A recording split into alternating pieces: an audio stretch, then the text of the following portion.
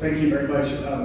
I don't think I've ever been more glad that I wasn't wearing my hearing aid 5 minutes ago. So I'm Jeff Pixley, and I'm especially glad to be here because you may not know this, but I spend a lot of my time in fairly highly curated audiences. And the idea that this is open to anybody in Norman to come in here is excellent because I think there's a great chance we're going to get some phenomenal questions. So thank you for hosting this and publicizing far and wide. And thank you, each of you, for being here tonight, whether you are a hardcore Politico or someone who has just had it and finally decided to get involved. That fact that you're here is a really important first step. And no, it's after tonight's over, hopefully you'll have an idea of who you want to support. But that you're here means whatever your decision is, it is a good one for the United States of America. I believe that in my heart of hearts. So the about 4-minute now version of me is, I'm a 35-year Air Force veteran. I spent my whole adult life in the United States Air Force. I enlisted straight out of high school when I was 17 years old because I had a dream of flying fighters. And I didn't have good enough grades in high school, and my parents certainly didn't have the money to send me to college, so I enlisted, which was a great decision because it gave me a chance to grow up, mature, marry my high school sweetheart, and begin my family. So by the time I came here to the University of Oklahoma to study, I was squared away in a way I wasn't when I was 17 and graduated high school. So I came here to OU, I did ROTC, which is a phenomenal program, a leadership program, and then my childhood dream came true. They gave me a slot to go to pilot training. So I went down to Wichita Falls and went through pilot training and was selected to fly F-16s, which is still the most beautiful airplane in the world. And at the time I thought, mission accomplished. I did it. I achieved my childhood dream when I was only about 30 when that happened. Little did I know the Air Force was going to continue to throw me new challenges year after year, and the fact that flying at the airplanes and going to combat and deploying, those are important parts of my development. But the beauty of the United States Air Force is if you stick around long enough, they will pile on more weight on your shoulders. They'll ask more of you, bigger jobs, more important jobs, and a lot of no-fail missions. And I had my fair share of those. Carrying nuclear weapons would be an example. Working for Air Force One would be another example.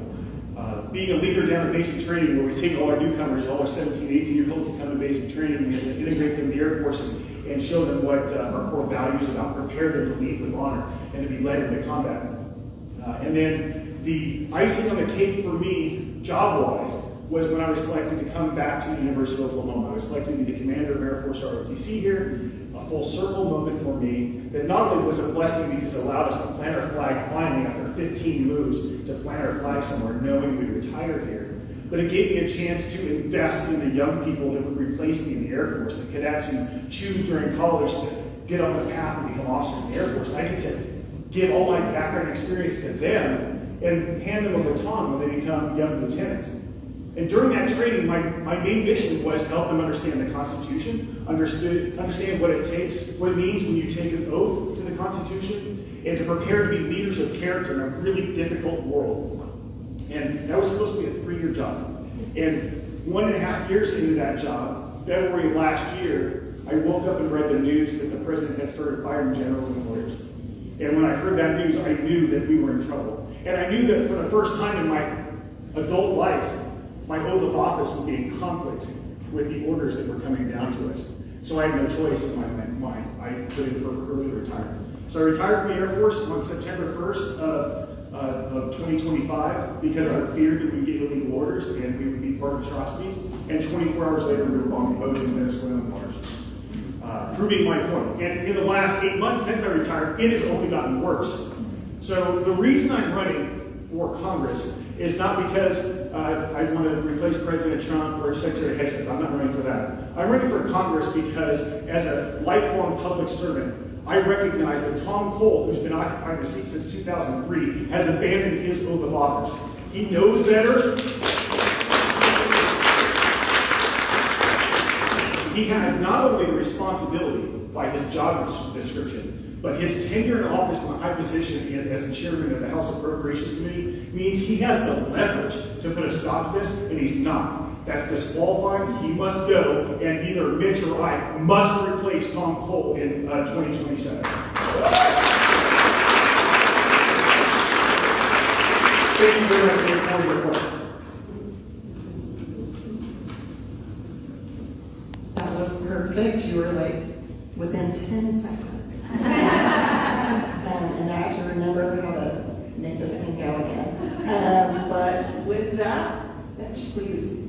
Thank you, Colonel Pixley, and thank you to everyone here at Women in Action for All. I just want to take a moment to say thank you for being here. Thank you to the board for putting this on. Thank you to St. Stephen's for hosting us. Can we do a round of applause to these incredible leaders? I have a few quick questions for you tonight. Who's ready to get rid of Tom Cole? Who's ready for the federal government to once again respect your Constitution? And perhaps an odd one, who's ready for politics to be boring again? Well, I can make your wish come true. Listen long enough and I'll put you to sleep. So my name is Mitchell Jacob, and I'm honored to be here in front of you this evening. I'm going to tell you a little bit about me, why I'm running, and some things I believe in tonight. I'm a fourth generation Okie. I was born in Tulsa, don't hold it against me.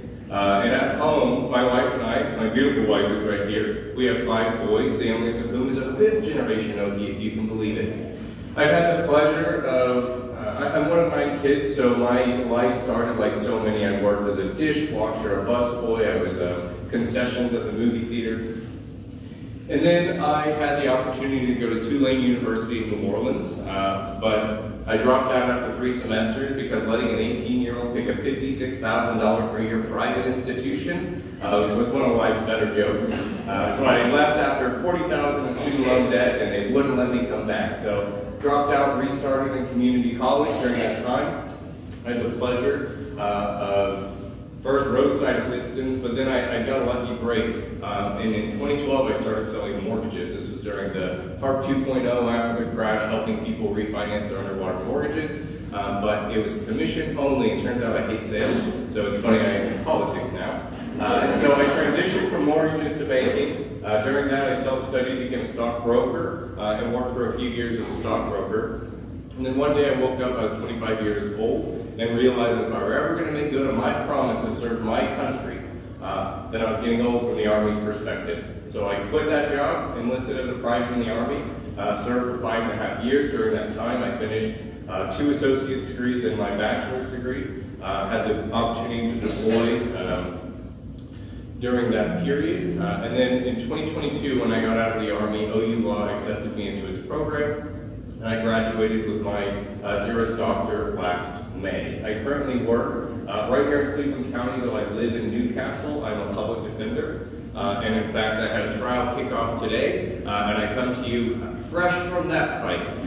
So it's a good life, and honestly, I'm very blessed. I chose that role because the people of the United States paid for my law degree, and I realized that I could use it for my own personal gain, or I could use it to give back to the same community that invested in me. And so that's why I picked this job. That's why I'm here today.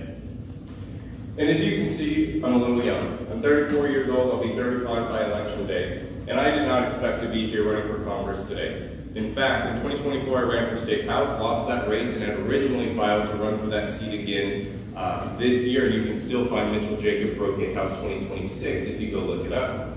The reason I switched, however, my wife was born in Mexico and is a naturalized citizen. And our 4 oldest boys were born prior to that naturalization. In fact, our 3 oldest boys have the last name Reyes. On his first day in office, on January 20th, 2025, Donald Trump tried to strip my 3 oldest boys of their birthright United States citizenship. And I said, over my dead body, will that man tell me whether my boys are U.S. citizens?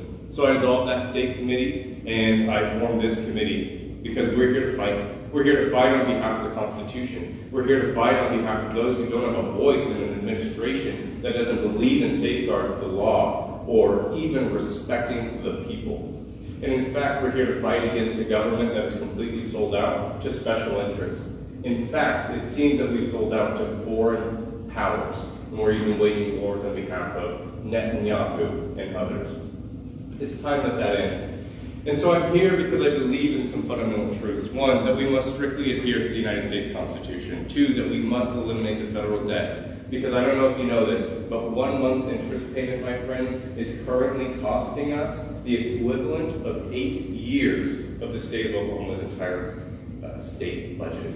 but is your children, your grandchildren's future, which we are hemorrhaging on a monthly basis. And that number continues to get bigger and bigger. In fact, we passed that one big billionaire bill just last July, the 249th anniversary of this incredible country, so that we could give the billionaires $340 billion additional dollars in annual tax breaks. And my friends, I'm here because I have 5 kids. They go to public school, and I believe it's time to treat public education like an investment and stop treating it like an expense.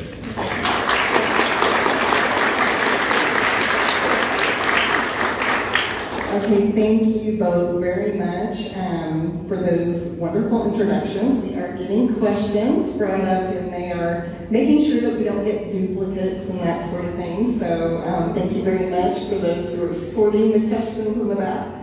So here's our first question. We're going to give you 2 minutes to respond, and then we'll pass it on. What do you think are the challenges for a Democrat in rural CD4? So we can talk economics, we can talk about investment, jobs, we can talk about the apathy and decay that have occurred, but really I think that one of the challenges that we're running into right now is radicalism and that explosive growth of Christian nationalism, this idea that if you, has anyone ever heard this actually? The idea that you can't be a Christian and a Democrat? So I've been told that multiple times over the last 3 years, that you can't be both. And while there are obvious truths about tariffs are wrecking American farms, about corporate America is taking over private farmland, et cetera, one thing that I keep running into is this idea that religion is so deeply entwined in their politics that we can't even begin to have a conversation with one another. When I go out into places like Will County, forgive me, not made it there, Stevens County, just north is what I meant to say, and I go into Pontotoc County, and I'm just flabbergasted by the idea that we can't even say hi to each other because we belong to a different political party. And if that's a truth, then how are we going to get into building their future, or making compromise, or investing and figuring out where to allocate that money? And so at the end of the day, I think that one of the huge issues we're running into right now is that we must learn to accept that other people can have a belief, and that doesn't make them right or wrong, and it doesn't make us right or wrong. And it's time to get back to having real conversations, engaging with one another, and respecting each other for no other reason than we're good old-fashioned Americans.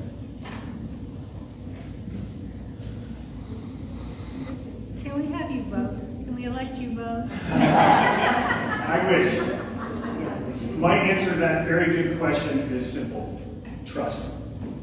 The difficulty for a Democrat in rural Oklahoma is trust. The Democratic Party, I hate to say this, I hate to break this news to you, but we have a bad reputation in the state of Oklahoma. Sometimes for some of the reasons that Mitchell alluded to, but there are other reasons too. I think we have a recent history of nominating candidates who are unserious about the role they're taking on. They don't campaign well. They don't have the background experience to be competitive, and we keep failing and showing weakness, so they don't trust us. If you ask the average Oklahoman in Stevens County or anywhere else, maybe anywhere in Oklahoma, if you ask a Republican to describe a Democrat, they might say things like Zoran Mondani, Jasmine Crockett, or one of the other boogeymen that they're afraid of on their side. And that's partially our fault because we haven't been fielding amazing candidates. Now, there have been some talent, don't get me wrong, there's good people running. But what the rural people in Oklahoma think of when they think of Democrats are not me and Mitchell. Not yet, they will soon. But they have to trust us. If we're going to get them to do this hard thing, it'll take tens of thousands of Republicans and independents to switch over and vote for them for the first time. They're going to have to trust the person they're looking at. And that is my goal, is to earn their trust and your vote. Thank you. Switch back and forth who goes first. So great job staying in the time limit too. I'm loving that. Okay, our next question. Oklahoma communities are being asked to solve growing challenges like homelessness, mental health gaps, and underfunded schools with limited resources. What will you do at the federal level to bring sustained support? That's a phenomenal question. So I will first editorialize.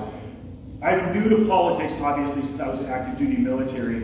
But the minute I decided to run for office, I began immersing myself in the local politics. And I've had the pleasure of watching some of my now friends work in city and county government. And holy cow, do they have a huge, huge task. They're underfunded. They're as close as possible to the people who they get tons of adverse feedback on a day-to-day basis. The problems they're being asked to solve are hard.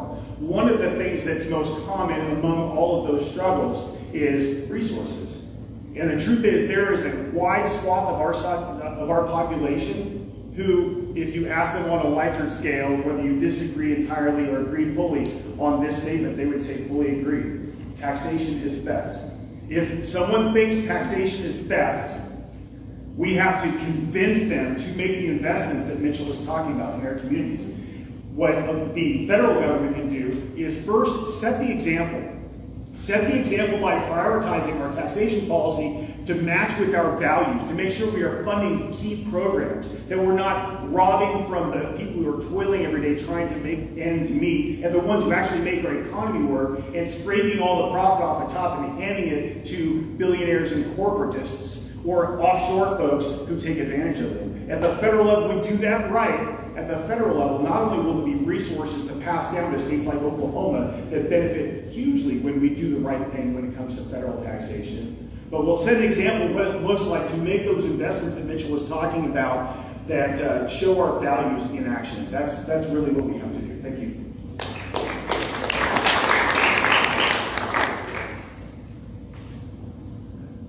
So local communities in Oklahoma, are being asked to deal with problems that are not being created by these local communities. For example, we know that the state of Oklahoma, for example, just cut 0.25% of the income tax, once again giving billionaires a tax break, but that cost our state $350 million per year. On top of that, there are real issues.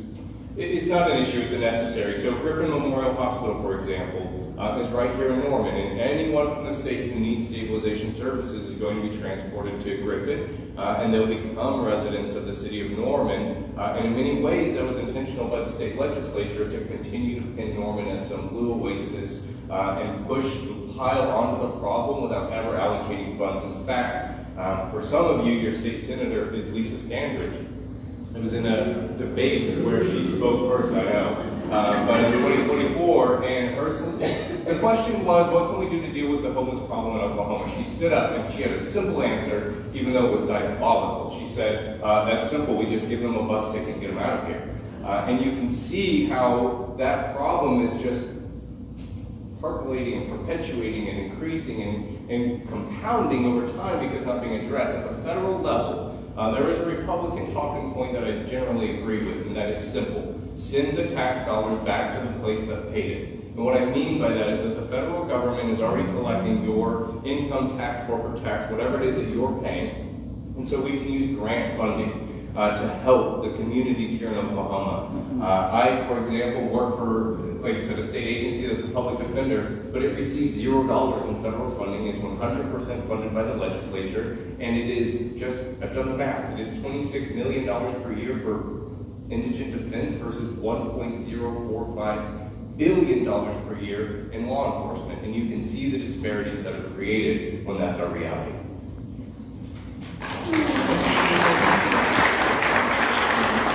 Okay, our next question. Tom Cole was recently elected chair of the powerful House Appropriations Committee. What do you say to those who say we need Cole in that position and can't afford not to have him in that role? I'd say with love and respect that they're not paying attention, and this is why. My months are blending together, so forgive me, you might know this better than I do at this point, but right before, not this shutdown and not but the one before it, Mr. Cole touted over and over that he filed that bill to save the National Weather Center, and he filed it 2 times. However, that bill never actually made it to the floor of the House for a vote. and yet he loves to go talk about how he saved the National Weather Center and he's taking the fight to the House and blah, blah, blah. But the reality is it's all smoke and mirrors. He's not actually putting in the work to save the services that we need. And he is no longer serving Oklahoma. That is a true reality. Mr. Cole, if you go do the math, and we have written about Mr. Cole's finances, and I encourage you to check it out on my website, mitchelljacob.com, but 96% of his current $4 million comes from special interests. And those special interests are not located here in Oklahoma. In fact, last year, calendar year, he received a $250,000 contribution from the Motion Picture Association of America, which is Hollywood, right? It has nothing to do with what's going on right here in the great state of Oklahoma. So to anybody who says that we need Mr. Cole because he is an Oklahoman on that House Appropriations Committee, I would once again say you're just not paying attention, because Mr. Cole is using his power and privilege to benefit himself, and it is not for the benefit of Oklahoma generally.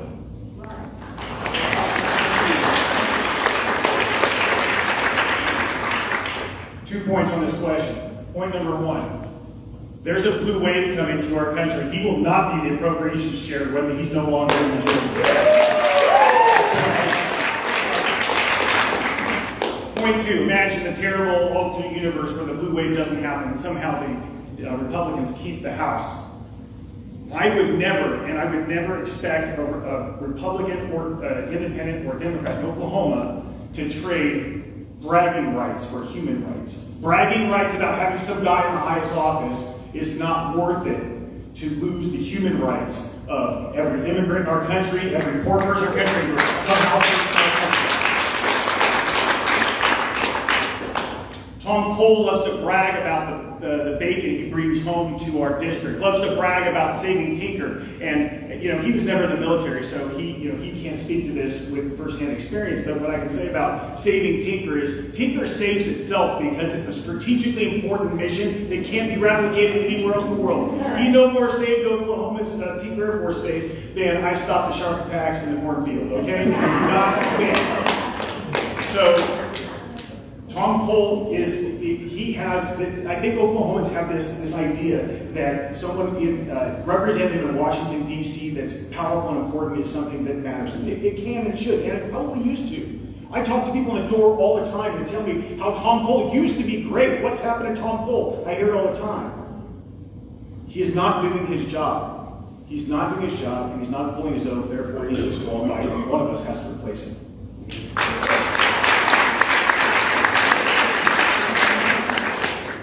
Okay, thank you. Next question. We have one party stonewalling another party. What do you think is a strategy for the minority party when dealing with this? Well, we are seeing an example of this right now that doesn't feel very good, but I'm here to tell you that it is a good thing that we as Democrats continue to maintain the moral high ground. And I don't want to wallow in the nonsense of Eric Swalwell's recent horrible accusations against him. But we as Democrats continue to hold our members to high standards. When someone does something wrong, we give them the boot. We are equal opportunity appliers of high standards. So one of the things we need to do strategically is not be hypocrites, right? You can't go to Washington, D.C. and convince someone to work with you if they don't trust you. We need to engage with people across the aisle. We need to bring them good ideas, and we need to surround the lobbyists in Washington with some kind of wall to protect the members so we can have a conversation without their influence. What you'll see if you especially young people, there is a real distaste now for special interest money, for foreign influence money. Most candidates in our generation that is new to politics and younger folks are grassroots only, not taking corporate money, not taking big special interest money. That is the future of politics. my strategy when I get to Washington, D.C. Now, if I go, let's not kid ourselves, we're going to be in the majority. But I'm going to apply that same standard I said to my Republican independent friends who are not the majority. Because if we continue to pretend they don't exist and not work together, we will never trust one another, we'll never solve any problems. And the people in rural Oklahoma who are counting on me to represent them are going to feel like I've turned my back on them. I'm not turning my back on a single Oklahoman, Republican, independent, or Democrat.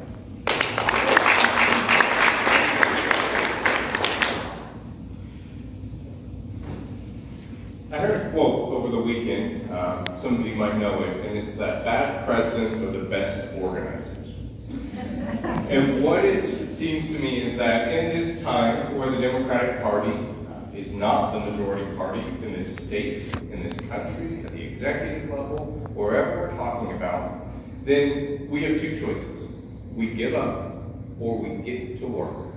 And that is what I recommend to the Democratic Party right now. What you are seeing across this country, we're getting to work. Fine, the Republicans don't want our input, and they don't need our vote, and we will put in the work to replace them. We will put in the work to bring in a new majority that will be beholden to the people, that will answer to the people, and that will actually respect the Constitution. And so my advice to the party generally, whether it's you in this room, whether it's a leader in Washington, D.C., or whether it's one of the few at the Oklahoma Capitol, is to build that network, increase the leverage, and bring the blue wave right here to Oklahoma, right here to the United States, and let's get to work together, because clearly the Republican Party that sits in Washington, D.C. or up on Lincoln Boulevard does not care about our input. And if they're not going to listen to us anyway, then let's not waste our breath there. Let's use our breath to register more people to vote, knock more doors, make more phone calls, and ensure that more people get to those polls, because then we can get to work.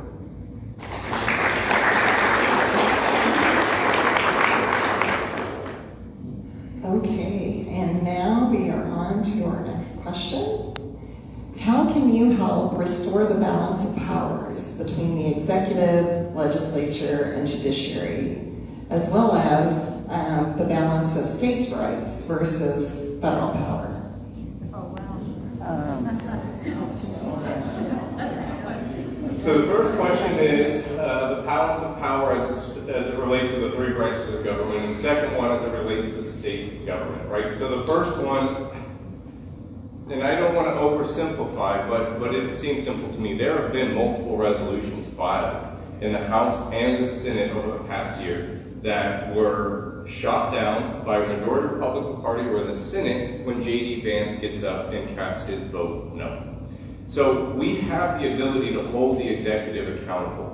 It's just that this Congress has abdicated that role and is refusing to exercise the constitutional power that's granted to them by Article 1. And all we have to do is exercise that.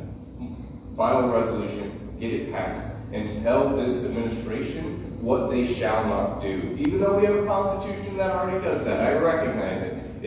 We shouldn't have to call a spade, but here's where we are, right? And then we get back to state sovereignty, as it were. For me, it's just transparency and accountability, because right now we're watching as this administration deploys a private army of oath keepers and proud boys and wearing masks, not wearing body cams, and refusing to be named, identified, show a badge, or be accountable in any way, shape, form, or fashion. And I can't imagine that's going to slow down.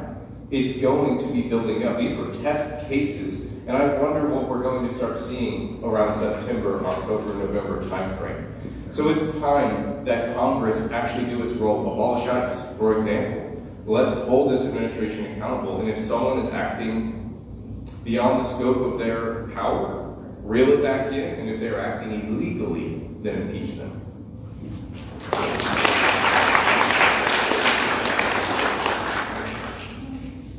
The imbalance in our federal government is my number one concern. If you look at my walk card, I encourage you to take that. When I say restore constitutional balance, I'm addressing that very thing. And while Mitchell is right about the Congress's duty and responsibility and power to perform oversight and do accountability, this administration has proven itself completely immune in its own mind to such oversight.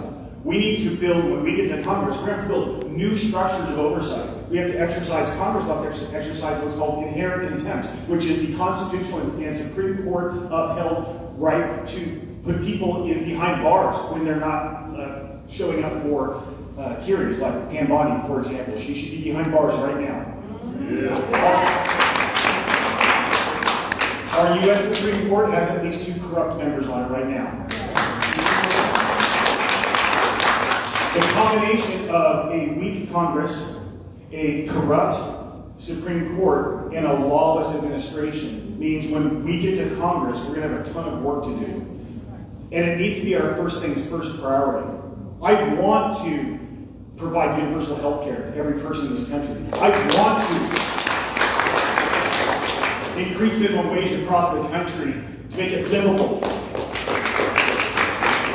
I want to rein in defense spending, and I want to make the Department of State the powerful arm of government that stops wars and builds relationships. But I can't do any of those things if our imbalance at the 3 branches they're supposed to be equal is out of whack. First things first, we have to fix that, because if we don't, none of the rest of those things can happen again.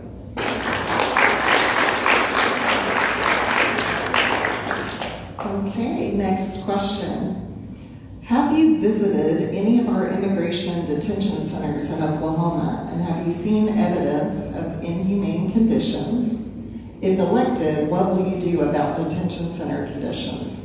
Yes, I have not. First of all, it's a phenomenal question, because the inhumane treatment that has now been documented in multiple fronts is really happening. It has been happening. The first Trump administration did it. This administration is doubling down on it. I don't have the authority to visit those facilities, but I just watched yesterday one of our congressmen went to a facility and camped out, got access, and what she reported seeing inside were cells that were meant to have 25 people in them with 50 people in them, laying on the floor with no access to toilets, in places where they're only supposed to be held for up to 12 hours, reporting they've been there for days with no access to lawyers, no access to sanitary conditions, and no access to communications. That is inhumane treatment. And if you look at the bottom of my walk card, my last bullet is about treating everybody with dignity and respect. Everybody in this country has inherent worth and dignity, and that includes immigrants who cross the border illegally, it includes criminals, it includes every person in this room, and they all deserve a fair day in court represented by an actual lawyer. Speaking of lawyers. So no, I have not had the pleasure or displeasure, as you see, of visiting any of these camps. But before I get into what I want to do to hold them accountable or increase the conditions, I forget the exact phrasing, but the question I have is, why do we have them? So this administration, for example, when Mr. Trump was campaigning all through 23 and 24, he talked about deportation, deportation, deportation. And then we appropriated and when I say we, I'm going to say this Congress, right? But we appropriated $75 billion to ICE, to Immigration and Customs Enforcement, purportedly for that reason. And then they went across and opened detention facilities across this country. And in fact, Oklahoma has 5 open and active right now.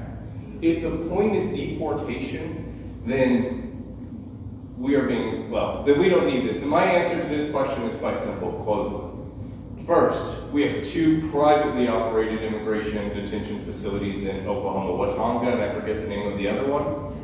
I will never support the privatization of prisons in the United States, because Americans are not for sale.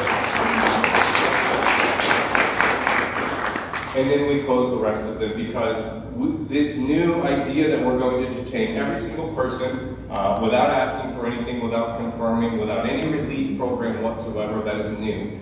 We do not do that in this country historically. Let's get back to our roots and letting people be home with their children and family and friends and working that job and contributing to the economy while they're going through the process, instead of spending taxpayer dollars to put them in the least humane conditions that I've ever heard of or that I could possibly imagine. In fact, as a child, I used to wonder so much why we allowed so many bad things to happen in this world. And now they're right here in my home, and it must end.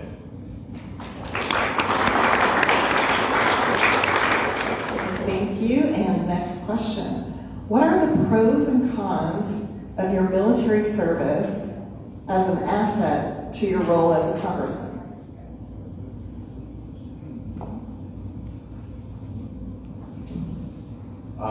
It will take me a second to get the cons, I suppose. Well, I'll go to the pros really quickly. Number one, I understand what service means. I know. So during this Iran conflict, this unconstitutional war, we moved over 100,000 United States troops into that region. Realistically, if you want to use the real language, they were used as pawns. But those are real humans. Those are Americans. Those are our brothers and sisters and daughters and sons that we are moving for political gains. And so I understand the value of human life, whether that's your life or the life of someone who's in a uniform. And they are not here just so that politicians can talk tough and play games across a geopolitical scale. They're here to serve this country. And it's time to let them get back to serving this country, whether that's responding to natural disasters, securing a border, or manning a base somewhere. They are not here because Mr. Trump has this fantasy about ending an entire civilization tonight. That is not the role or purpose of our military. And so the con, I suppose, is that, sorry, I've never been asked that question, so I'm really struggling to answer it. But I served as an enlisted, I guess, for those who aren't aware. I started as a private and ended my service as an E5 sergeant. So I know what it's like to be the people told what to do and be the ones who have to figure out what to do, whether we were mission ready, whether we had the equipment, or whether we had the support. In fact, some of you might not know this, I was deployed in 2020 in southern Syria, and I was stationed, the closest mission to us was 4 hours by convoy away. And we were surrounded by lots of unfriendlies. And we learned very quickly how to deal with the reality when COVID hit of the United States never answering the phone and still being expected to be ready to engage in conflict regardless of what may happen. And I think that that's yet another pro in this situation. Thank you.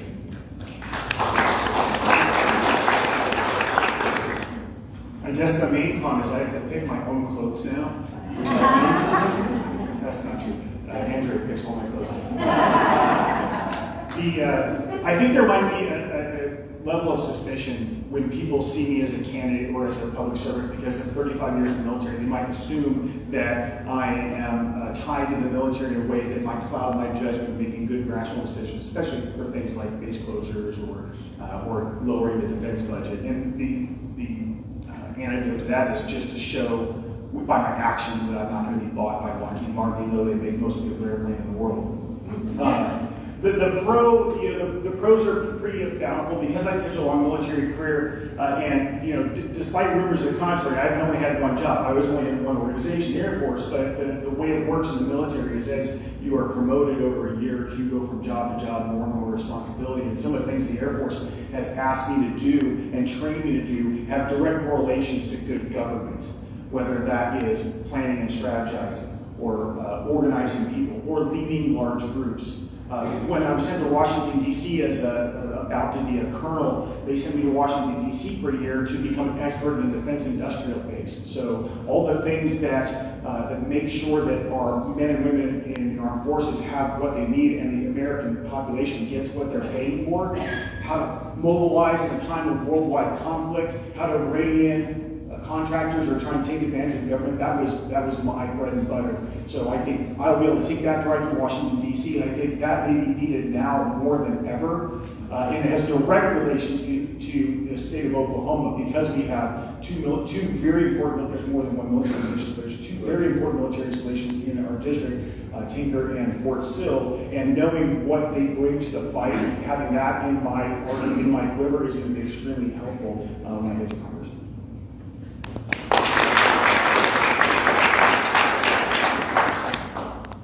Next question. If elected, which committees would you seek to be a member of and eventually lead?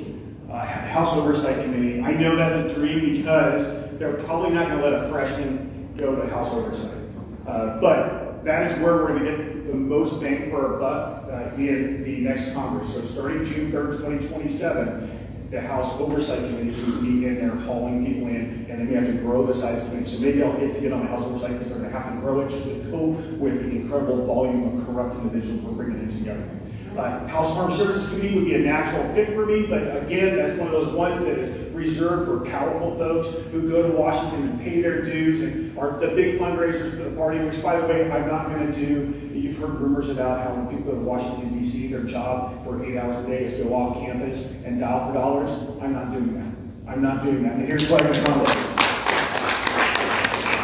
They're going to say to me when I get there, you have to do that because if you don't support the party, we're not going to support you, and we'll primary you. I'm going to say, go for it, because I got here without you, I'll get reelected without you.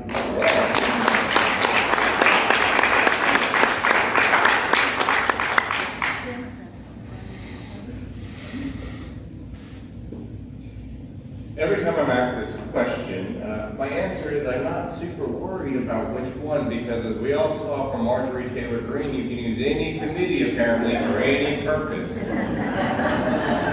But I will give you an answer tonight. Let me back up for a second. So the reason I ran for the House District 20, which is Southern Cleveland County and most of McLean County in 2024, is my wife and I were sitting at the kitchen table in 2023, and like so many others at that time, we were complaining about Ryan Walters. And we were asking what we're going to do about the education system here in Oklahoma. And it dawned on us that for 8 years straight, 4 cycles, it had just been a Republican primary that kept deciding HB 20. No independents and no Democrats were getting to vote at all. And so I realized it was a candidate problem. I could just run for office to fix that because we needed someone who would push back about education.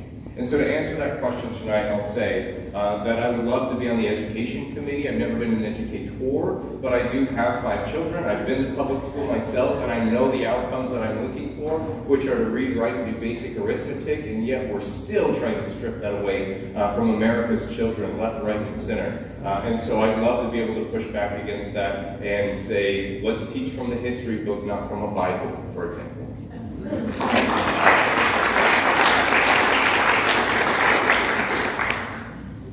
Okay, next question. What sets you apart from your Democratic opponent?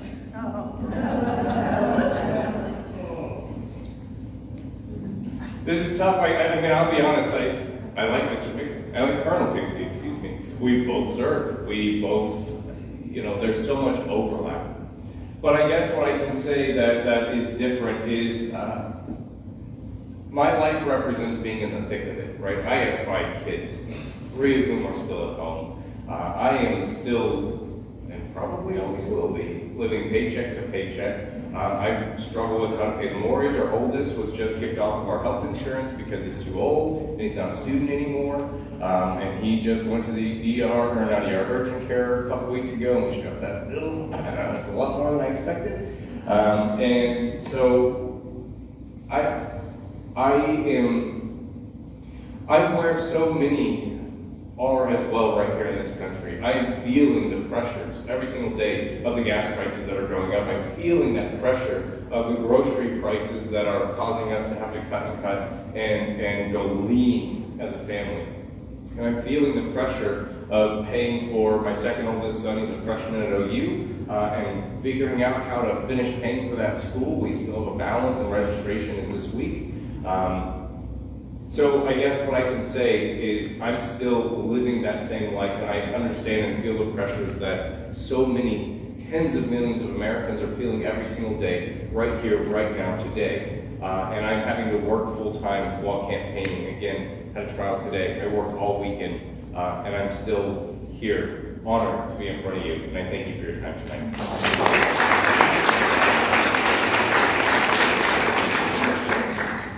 We may be more alike than you think on a fixed income as a retiree, but I acknowledge the point. Campaigning is hard, and campaigning with a full-time job is something to be recognized. So you're doing killer work. I think that the big thing that separates me and Mitchell, and I'll concede that we have a lot of overlap. I've been to multiple events now. I've watched Mitch's work. There's a Venn diagram for a policy that is a near circle for us.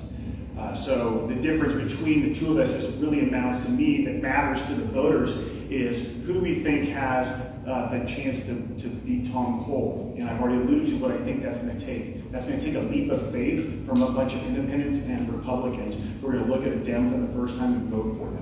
So I think since Mitchell and I apart on that front, is that leap of faith is going to be easier one to take when they look at my decades of military experience, my public service, my long-standing, very public and available to you on the internet record of performance that shows doing the right thing even if it was the hard thing, sacrificing my own comfort, and my family sacrificing their own comfort to support me as I did a really hard job, and a proven track record of when it came down to it, when asked to compromise my values, I never would, and actually walked away from my dream job because of that. So that's what, and I would say that sets us apart. That's not meant to be a comparison, but I think that trust we need is going to be based on people looking me in the eye and saying, this is a guy that I know for a fact is not going to go to Washington, D.C. and sell me out. We can't win without that trust.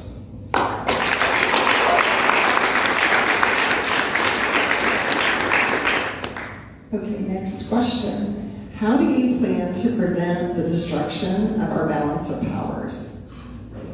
I've alluded to that already. The House Oversight Committee has a massive role to play. So I guess I'll expand on that, because what the House Oversight Committee and other subcommittees are going to have to do is not just bring people in the room and ask them hard questions and document their failures.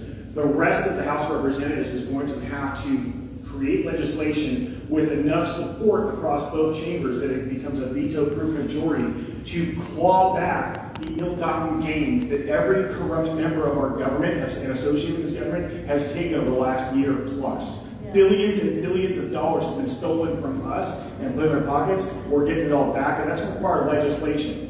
And the reason that's the answer to this question is because the only way we're going to stop corrupt people from coming to Washington, D.C. and stealing from us is to not just slap them on the hand with an investigation that they walk away from with a fine paid or maybe a reputational damage. We need to make it hurt, hit it where it counts, make it impossible for them to do business with government, make it impossible for them to be in government. We need real team and accountability. If we do that, we will dissuade it. But I'm sorry to report this, it is going to take a generation to repair the damage that's done to our government by the Trump administration. But I'm already started with that.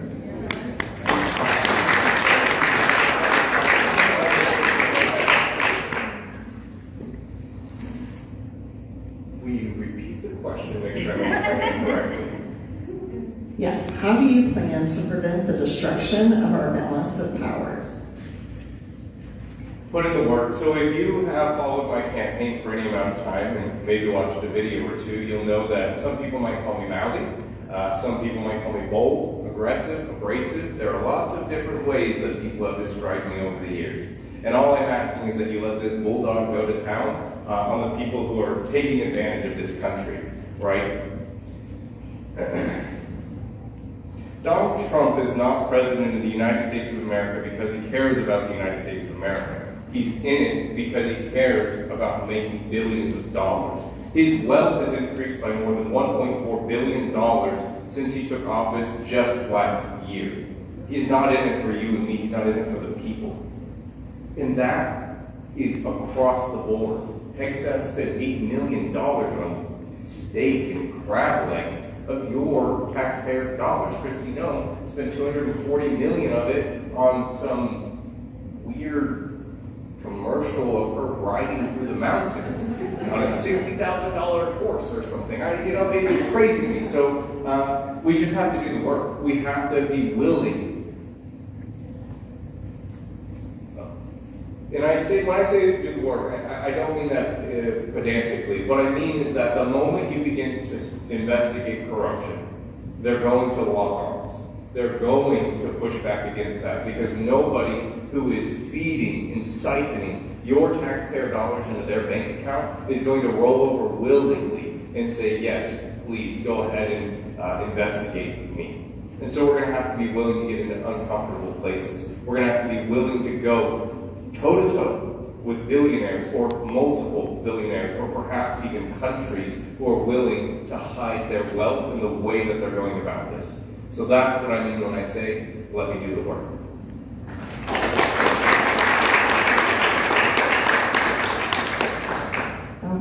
Next question. Where do you think coal is most vulnerable? Yeah.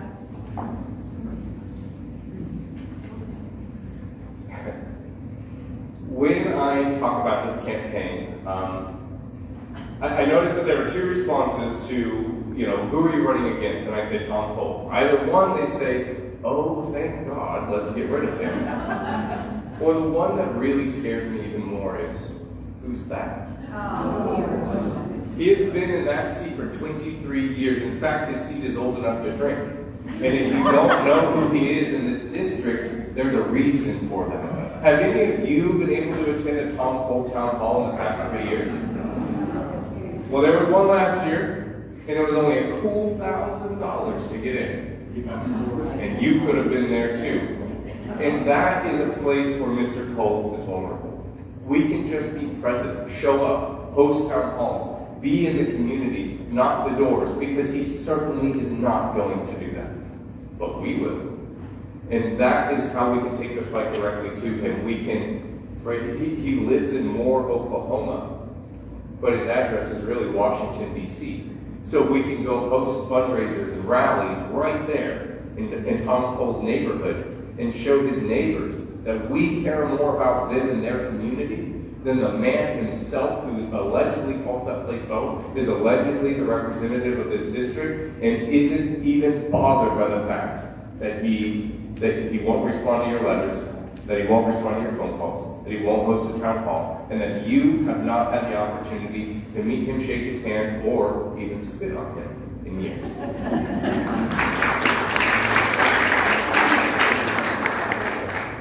Tom Cole's biggest vulnerability in this cycle is his comfort level. He has been coasting for a decade. Look at his previous campaign expenditures. He spent $5 million in 2024 to meet Paul Bondar, and he spent essentially $0 to meet our friend Mary Brady. He's been coasting because we haven't been fielding candidates that are really going to campaign hard against him, and that comfort level and confidence is going to be his undoing. He doesn't know what it's like to fight against a candidate who knows what they're talking about. He doesn't know what it's like to campaign against someone who's going to hold them accountable, who's going to call them out.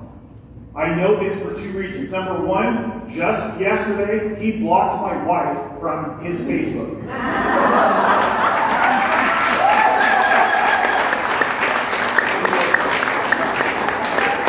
Tom Cole's team sees what's going on, and now they're looking at my supporters. And my supporters aren't trolls. They simply, when Tom Cole's team posts them, say, I look forward to voting for Jeff Pixley. And now they're getting blocked. They know we're coming after him. His comfort level is going down. The day we filed on April 1st, he was about 20 people behind me in line. So I can say officially I'm leading Cole right now. He was behind me in line, and I walked up to Mr. Cole and waited until somebody who was talking got out of the way. And I reached out to introduce myself. I said, sir, my name is Jeff Pixley, and I couldn't get my last name out. And he said, I know who you are. His comfort level is dwindling. He's going to lose this election.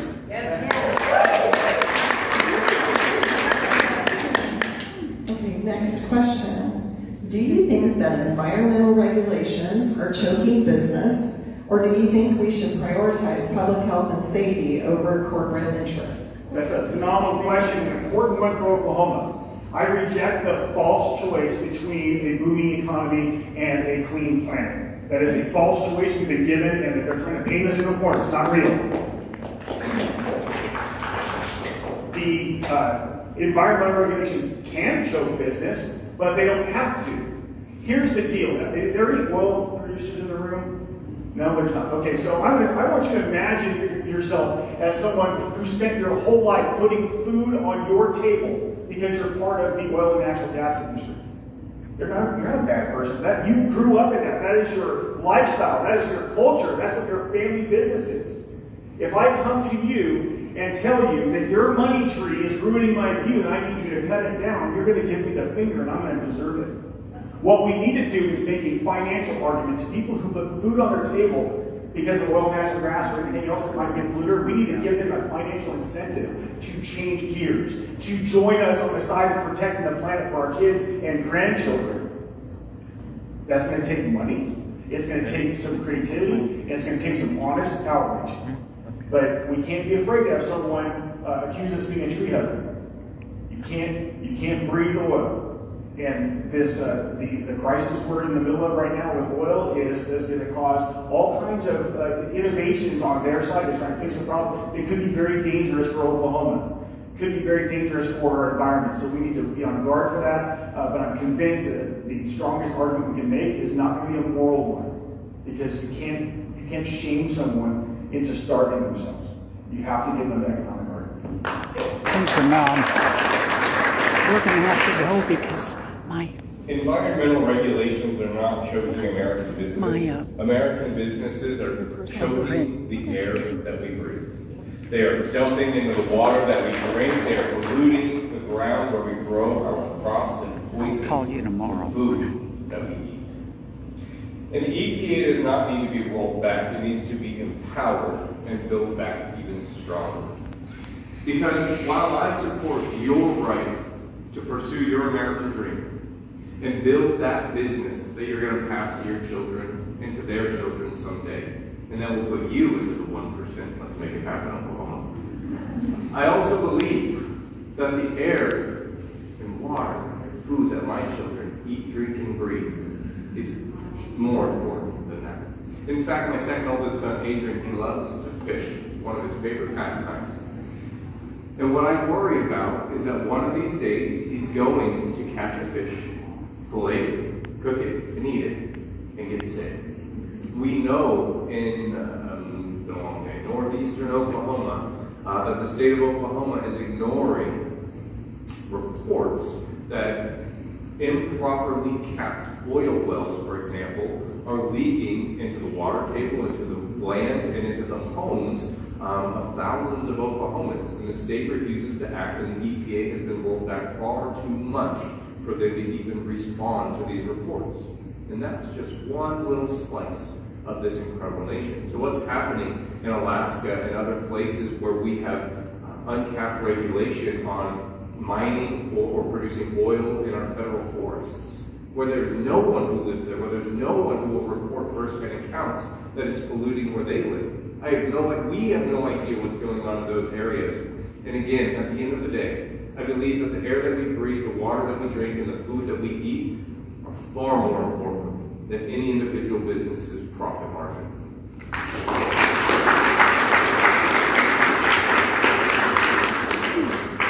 Yeah, we're down to our last two questions. So here we go. What do you suggest Congress do with regard to sensible immigration reform?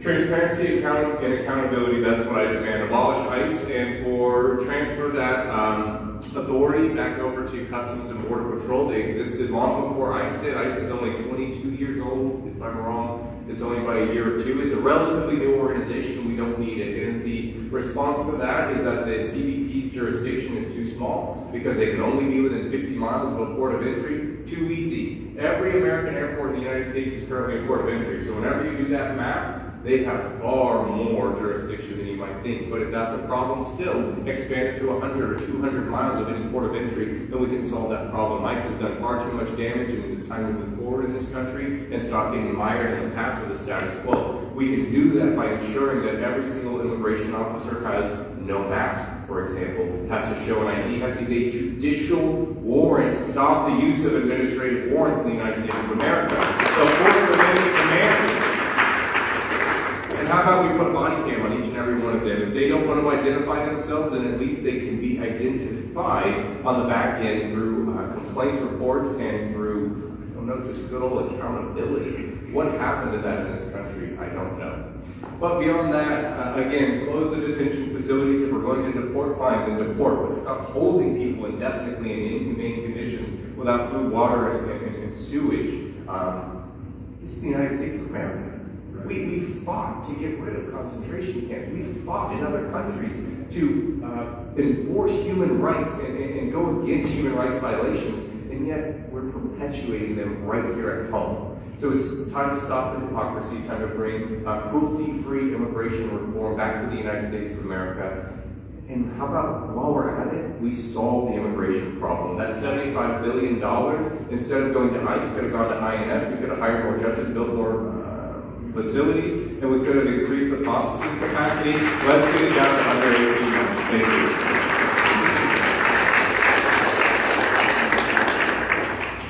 This may cost me the election, but I'm going to say it anyway. James Langford was onto something. Yeah.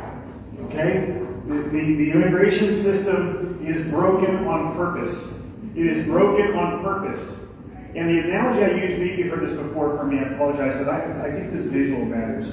We have, the United States of America we are essentially a cruise ship in the Caribbean. We sit on our balcony enjoying our full drinks package, and we're looking out on the water, and we see people swimming away from sinking vessels, burning vessels, coming toward our ship for safety. And we are limiting how many ropes we throw down. And we are limiting how many doors we open. And then those who do let aboard, we put the work in the belly of the ship, and we tell them to be thankful for we let them toil away at the belly of the vessel. And the worst part is, we sank some of those boats ourselves with our terrible foreign policy. Our immigration policy needs to come from a point of humanity and compassion. We need people in this country from other countries. We cannot have the booming economy. We cannot take advantage of our amazing natural resources, our education systems as they get better. The amazing innovative businesses. We need people from all walks of life to come here and become Americans. We need to throw that gate wide open. Vetting, sure. Who's coming in? Yes, we should ask those questions. All those things Mitchell said are right. I want immigration judges to be able to assess. I want real process to make sure we know who's coming in the country. But we shouldn't tighten it down, because just like that cruise ship, if we tighten it down, we are creating the very problem that we complain about. The people going around the other exits. It is a 50-year wait. If you are a male from Mexico, it is a 50-year wait to legally immigrate to this country. That makes 0 sense. We can fix it. Even the Cato Institute says we can fix it. If the Cato Institute is saying it, it might actually be okay. Thank you.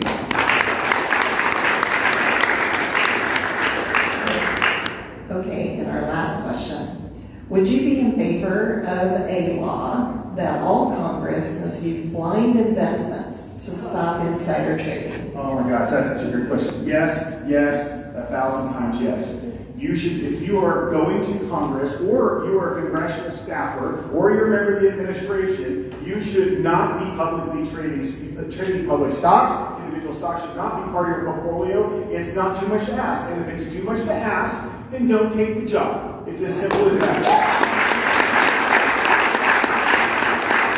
And it's not unprecedented. This level of scrutiny is not unprecedented. When I became a colonel in the Air Force, one day out of nowhere, I got this email inbox saying it's time for you, Colonel, to fill out your federal ethics disclosure. I said, what's that? I said, well, you're a colonel now, so you're pretty important. We need to make sure that you're not misusing your position to enrich yourself. I began doing that 7-8 years ago, long before I was in politics. If we're having colonels who are in the service having to submit reports like that, if they fear that a colonel is going to use their authority, then I think we ought to let that, plus the obvious insider dealing that's happening, the obvious, the betting on poly market, these betting on the wars, the betting on nonsense, shameful, should be criminal, ill-gotten gains have to go back. I would absolutely support that. Whoever wrote that question, I love you.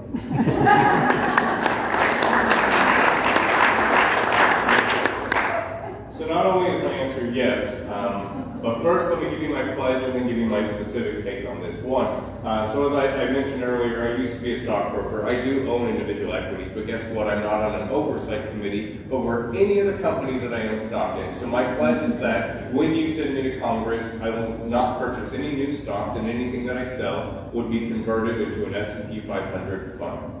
And that is my answer to this. I don't know what a blind investment is exactly, but what I believe is that if you're in the government in some sort of high-risk place, then you should be limited to the S&P 500. We all need the economy to go up, so let's tie performance to how the economy does generally, not whether or not Mark Mullen can pick the best plumbing company because he knows that they're about to do an upgrade, right?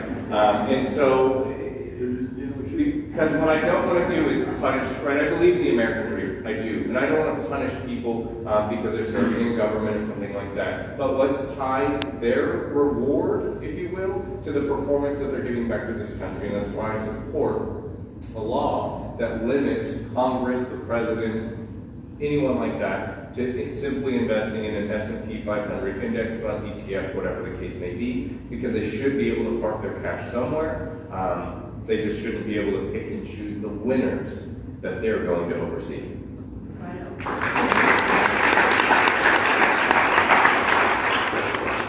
All right, that was our last question. Great questions, folks. Thank you so much for submitting great questions. We want to now give each of these candidates 5 minutes to give us some final thoughts. And then, if I failed to mention it before, you're welcome to visit with the candidates once we're finished, and we'll hang out. Not as long as you want, but we can stay, till 8:30, 9 o'clock, something like that, if necessary. So, if you guys are up for it, but so for right now, I'm going to go ahead and give Mitchell Jacob the opportunity to give us his final thoughts. What I want to start by is how I started this thing to begin with. Thank you for being here.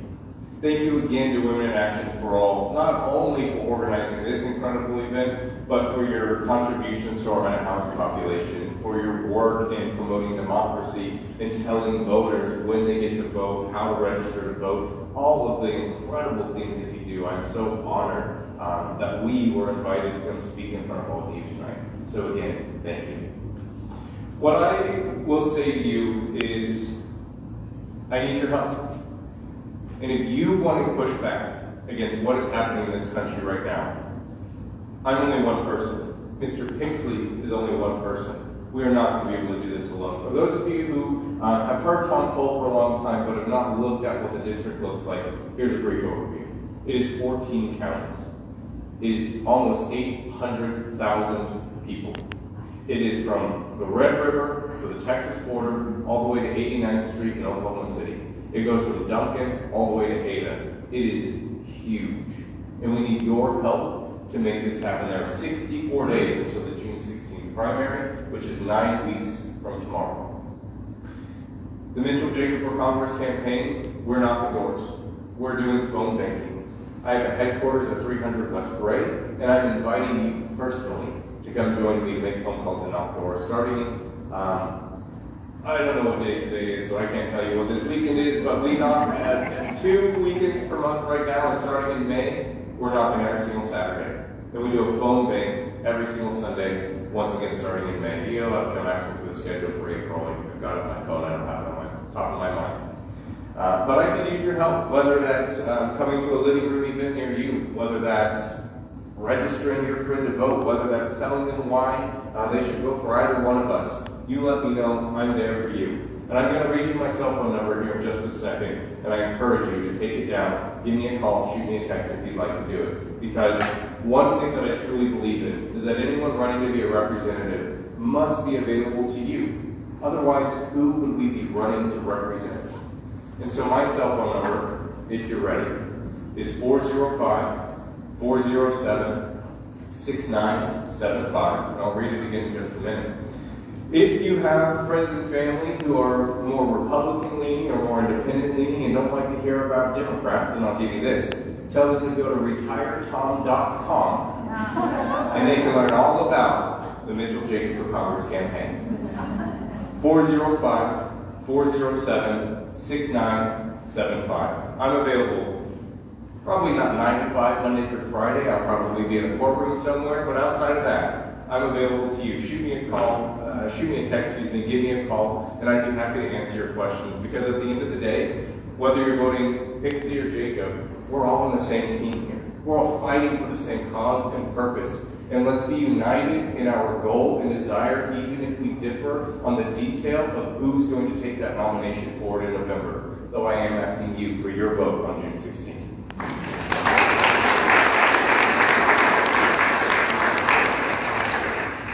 I'll echo Mitchell's thanks for putting this on. This is a huge deal. You may be surprised, given how active you are, how uncommon it is to be able to be in a room with this many engaged voters on a given day. It's not just something that naturally happens, it actually takes work. So thank you for that. Thank you for being engaged. This is a really important choice that you're about to make. June 16th has a lot of weight in the future of Oklahoma and a lot of weight in the future of our country. And as I said earlier, there's a lot of overlap between Mitchell and I.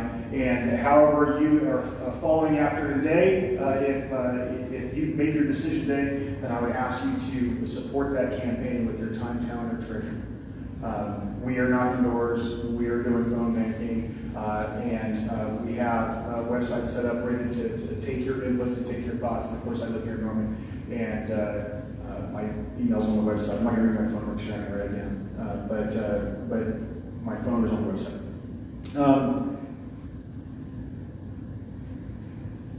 Every day on people's doorsteps, I am engaged with people who are terrified of what's happening to our country. Real fear. I've talked to people who've wept on their doorstep when telling me what matters most to them. And when I tell them what I'm doing, one of the things they say is, but how can you get it done? We're not going to outraise Tom. There's no chance. We're not going to outraise Tom Cole. He's already raised over $2.5 million in this campaign. I'm certain it'll be in the $70 million range by the time it's over. But we don't need to outraise Tom Cole. What we need to do is knock those doors, look people in the eye, and help them see how stark this choice is. And the most important thing I would leave you with is, this is winnable. This isn't a fantasy we're doing. We wouldn't be sitting here right now, and there's no chance a legitimate campaign manager, which we both have, would be backing our campaign if there wasn't math to get us there. There is math to get us there, but we need your help to make it real. We're not going to be able to phone it in ourselves. So please continue to be involved. There's literature in the back, walk cards for my campaign, stickers if you want to take one. It's not a bumper sticker, it's a t-shirt sticker. Don't put it in your car, it'll peel off in the rain. And of course we have a merch store, but the two best things you can do for a campaign, if you didn't know this, number one is write a big fat check. I know that now, we do that, and times are tough. The second best thing you do is almost free. Tell 5 friends. Go on your phone after this is over and text the 5 friends in district or out that you know would have liked to have been here. Now that you've heard from both of us, text them and say, we have a real shot in November, and here's my guy. And send our website to them. That will make all the difference, and that is almost as good as a big fat check. Thank you so much for having us tonight. It was a pleasure.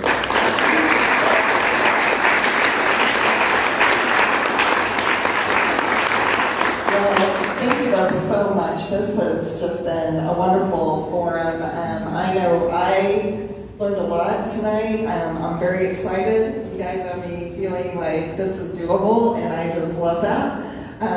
As I said, we're happy to let you take some time to visit with the 2 candidates, and trying to think, do we have any announcements? Thursday, League of Women Voters is hosting a lunch and learn at, is it still the Interurban? It's going to be about state question 832, thank you, which is about raising the minimum wage. And if you didn't know, that will also be on the ballot on June 16th. That's a huge reason for people who might not normally go vote in the primary to vote on June 16th to raise the minimum wage. So make sure all your friends know that that is also going to be on the ballot. So with that, we do have things at the back that you can pick up. And I just want to thank you all so much. You're a great audience. And we were very excited to have you here. So thank you so much.